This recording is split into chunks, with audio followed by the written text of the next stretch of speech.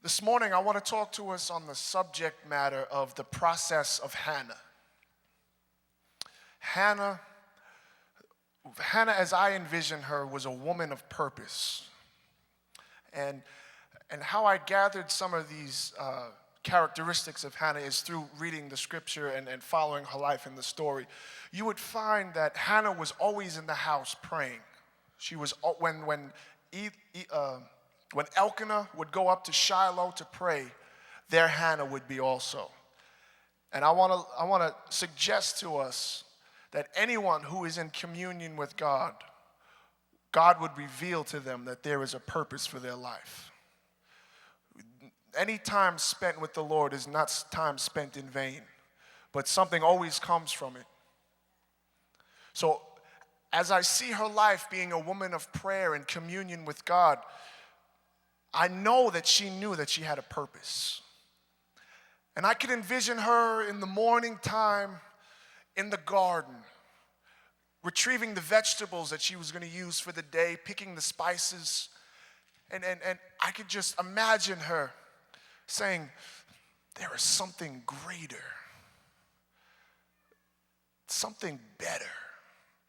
I feel something, knowing that there was purpose for her life.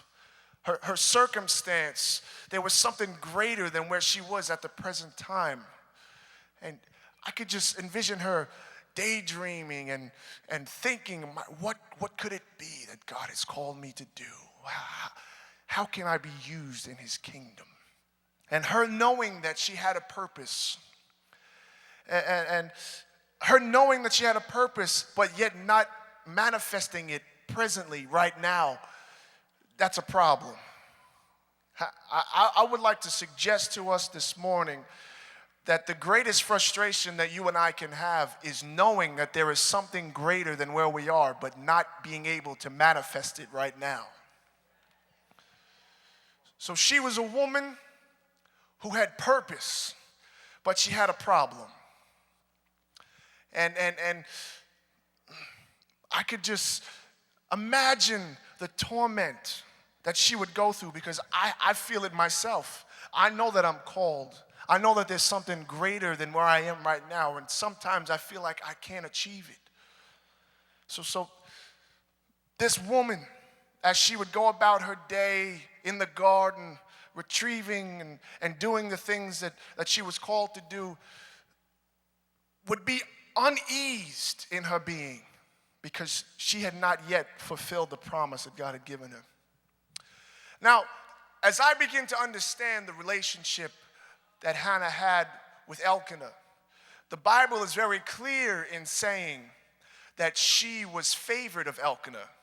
There's a portion in the story where Elkanah is dividing up food for his family, and he gives a ration off to his family, and she receives a double portion from Elkanah, indicating that she is favored of Elkanah. And this further compounds the problem in my eyes, because Elkanah loves her, and she loves Elkanah, but she is unable to fulfill the very thing that would bring great pleasure to Elkanah. In this particular case, it would be to have a son. Hannah's womb was closed at the time.